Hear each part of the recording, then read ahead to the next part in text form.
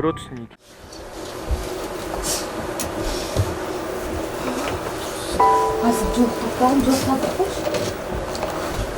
Жеңдер. Нелер? Жеңдерлер. Alhamdulillah Rabbil Alamin Rahmanir Rahim Maliki Yawmiddin Iyyaka na'budu wa iyyaka nasta'in Ihdinas siratal mustaqim Siratal ladzina an'amta 'alaihim ghairil maghdubi 'alaihim waladdallin Bismillahirrahmanirrahim. Бул үйдө шаңга толгон үй бүлөлүк чогулуулар көптөн бери боло элек. Капыстан келген кырсык үй бүлөнүн жай турмушун бузган. 2020-жылдын 8-майында болгон жол кырсыгында Иманкул менен Гүлнаранын экинчи уулу Тилек көз жумган. Маркумдун апасынын айтымында уулу Тилек, улуу кызы жана башка туугандары болуп, эки унаа менен жолго чыгышкан. Биринчи унаанын рулунда Тилек болгон.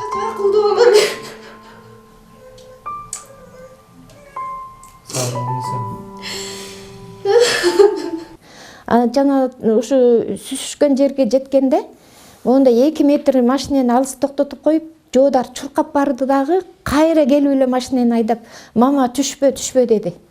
Ошо боюнча мен буту колум калчылдап, токтобой келдим Карабалдага чейин. Келип туруп больницасына бардык. Карабалдагын больницасына барсак, реанимациянын эшиктин алдында жана каза болгон уулумдун кайын журту бүт туруптур ошо жерде. Үйгө 1-2 чин чай уртуп алып, кайра келебиз, уже дарыларын алып берип койдук, баары жакшы деп. Ошол каргашалуу күнү Зарима Бексултанова да унаада болгон. Айтымында кырсык болгондо көзгө катуу урган унаанын жарыгы гана эсинде бар. Ал тез жардам жана ÖKM кызматкерлери келгенде гана өзүнө келген. Бул больницага келгенде бир эме эсимде бар.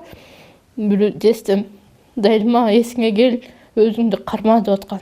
Андан кийин билбейм. Могу жерден жырылып, могу жакта сөөгүм жок, жосуна жок. Бул жерим темир. Мен мындай сынган да. Аңа могу жер темир менен бекитишкен, мыямда темир. Бул колдоңузчу? Колумда темир. Мында темир. Маркум Тилектин артында жубайы жана ошол мезгилде 5 айлык кызы калган. Заира ал каргашалуу күндү эстегиси келбейт. Ошентсе да 3 жыл бирге жашаган өмүрлүк жарын эч качан унута албасын жакшы түшүнөт.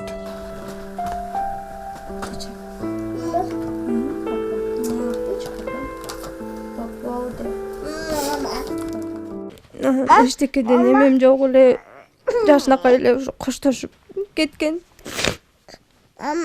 Эчтекеден коркпо, эч кимден коркпо деп. Акыркы айткан сөздөр. Бир гана Кудайдан корк. Сен эмес, мен коркуп атам сени жалгыз таштап кеткенден деп. Тилек өзү аябай жоош, мен өзү аябай жакшы киши болчу. Эч бир катуу сөз экөөбүздүн 2,5 жыл жашап, катуу урушуп, жаман сөз айткан. Сөзүн уккан жокмун мен. Кызым жаңы басып, папа дегенде жүрөгүм сыгылып кетет да, бакуш кыз кичинекейинен даже папасын көрбөй ушундай. Папасы кандай жакшы киши экенин билбей ушинтип эметип калганда, папасын көрбөй, папасы жок, атасынын мээрими жок. Чоң ойгондон ичим күйүп, жаман болуп кетем бакуш кыз.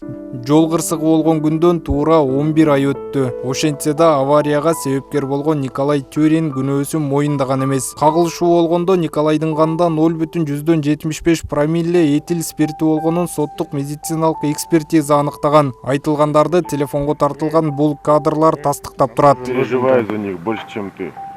Говори, имя говори.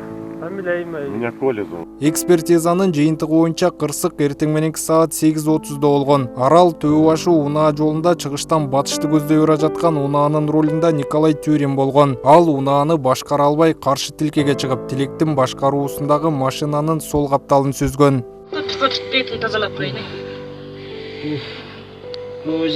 Онду кулап койдулар, жештек болбойт.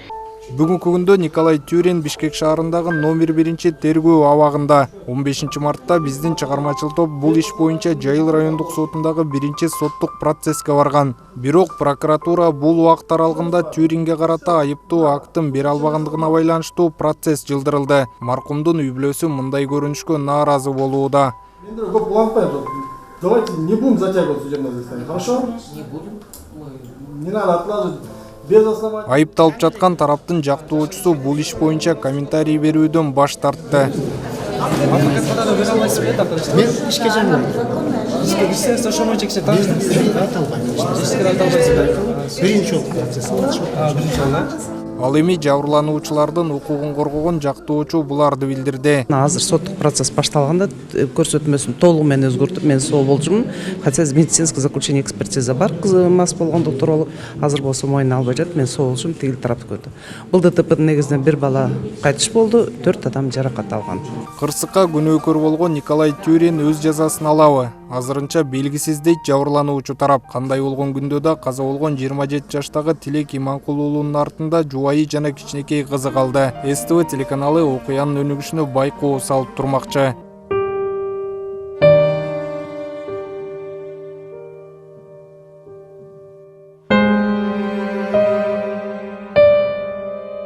Автандил Бактыбеков, Рахат Батырбекова, Бексултан Мурадилов, СТВ.